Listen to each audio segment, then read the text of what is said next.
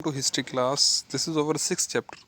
Student, in this year, fifth chapter has been removed from our syllabus due to COVID because we have less time. Now this is sixth chapter, three orders. तो student three orders के बारे में आपने ninth class में पढ़ा होगा कि French society में भी थ्री ऑर्डर्स होते थे, वैसे ही थ्री ऑर्डर्स के बारे में हम पढ़ेंगे. तो सबसे पहले हम इंट्रोडक्शन करेंगे. Let us start. So in this chapter, we shall learn about the socio-economical and political changes which occurred in Western Europe between 19th and 16th century. 9 से लेकर 16th century तक क्या हुआ. रोमन एम्पायर पहले ही decline हो गया था, आपको पता है. Many Germanic group people of Eastern and Central Europe occupied regions of Italy, Spain and France. France, Spain और इटली के कुछ एरियाज के ऊपर बड़े बड़े जो मल्टी डायनेस्टिक एम्पायर थे उनका कब्जा हो गया. जैसे इटली का कब्जा हो गया, स्पेन का इटली के ऊपर, स्पेन के ऊपर, फ्रांस के ऊपर कब्जा हो गया उनका. In the absence of unifying political force, military conflict was frequent and the need to gather resources, protect one's land become very important. तो ऐसा था कि जब भी पॉलिटिकल फोर्सेस जो थी बनाई जाती थी, राजाओं ने अपने एरिया को बनाया, बड़ा किया, तो उनको प्रोटेक्ट करने के लिए अपने आप को उनके रिसोर्सेज चाहिए थे ताकि वो मिलिट्री को पैसा दे सकें, अपनी मेंटेनेंस कर सकें. तो ये एक इम्पॉर्टेंट चीज़ है. Social organisation was there for centred on the control of land. तो जितनी भी सोशल ऑर्गेनाइजेशन थी वो किसके ऊपर डिपेंड थी? लैंड के ऊपर कंट्रोल की. सबसे ज़्यादा मतलब कि ये काम चलता था कि ज़्यादा से ज़्यादा लैंड को कंट्रोल करें. Its features were derive from both imperial Roman tradition and German customs. तो पुराने जो रोमन कल्चर था उससे ही ये फीचर्स डिराइव किए गए थे नए सिस्टम के. Christianity the official religion of Roman Empire from the 4th century survived the collapse of Rome and gradually spread in the central and northern Europe. तो क्रिश्चियनिटी इनका रिलीजन था जी, रोमन एम्पायर में स्टार्ट हुआ और gradually ये पूरे Europe में फैल गया. The church also become a major land holder and political power in Europe. जैसे आपने नाइन्थ क्लास में पढ़ा होगा, चर्च एंड नोबल्स, इनके पास बहुत सारी लैंड होती थी. थ्री ऑर्डर यहीं से स्टार्ट हुए. The focus of this chapter are social categories: Christian priest, land owning nobles and the peasants.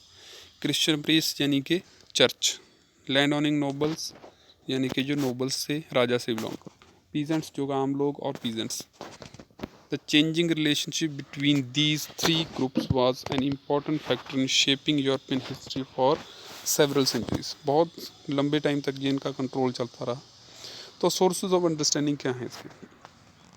Last 100 years European historians have done detail work on the histories of region, even of individual village. This was possible because from the medieval period there is a lot of material in the form of document, details of land ownership, price, legal access.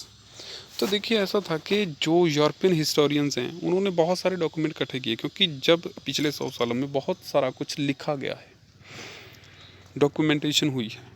For example, church kept record of land, birth, marriage, death, ये सारे record रखते थे. तो family के structure के बारे में जानकारी कर लेने में से काफ़ी हेल्प मिलती है, पॉपुलेशन कितनी थी. Inscription in church gave information about the trader association and songs and story gave sense of festival and communities. तो उस टाइम के सॉन्ग्स एंड स्टोरीज जो हैं, जो है उसके ऊपर चर्च में इंस्क्रिप्शन लगी, उससे पता चलता है. तो हिस्टोरियंस इनको यूज़ करके इकोनॉमिक और सोशल लाइफ को पहचान सकते हैं और कैसे कैसे ये चेंज हुआ. Of the many scholars in France who have worked in feudalism, one of the earliest was Bloch. तो फ्रांस में जो शुरुआती थे फ्यूडलिज्म में, ब्लॉक्स थे.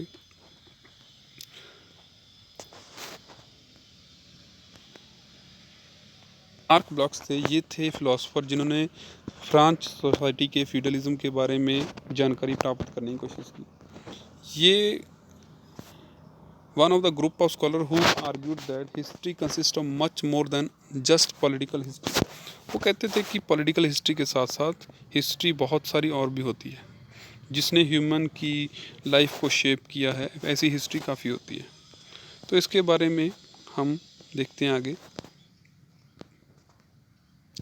तो हिस्ट्री उन्होंने कहा, ब्लॉक्स ने कहा कि history need to understand the collective behaviour of attitude of group of people.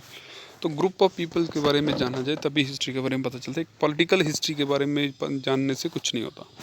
तो असल हिस्ट्री क्या होती है, आम लोगों की हिस्ट्री, कैसे वो रहते थे, कैसे खाना खाते थे, कैसे उनकी लाइफ थी। Blotch feudal society is about European, particularly French society in 1900 to 1300, describing remarkable detailed social tradition, hierarchies and land management। तो जिस तरह से यूरोपियन सोसाइटी में फ्यूडल सिस्टम चलता था, फ्यूडल सिस्टम में आपको वैसे बता दूं, वैसे आगे पढ़ेंगे हम। फ्यूडल सिस्टम में क्या होता था, एक व्यक्ति के पास राजा द्वारा दी गई बहुत सारी लैंड होती थी, जो वो क्या करता था, आम लोगों में बांट देता था और बदले में उनसे टैक्स लेता था। तो उसके बारे में हम 900 से 1300 के बीच में पढ़ेंगे। तो ये थी इसकी इंट्रोडक्शन, सोर्स ऑफ अंडरस्टैंडिंग। बाकी इसके बारे में हम नेक्स्ट वीडियो में पढ़ेंगे। So student, read this introduction. Thank you.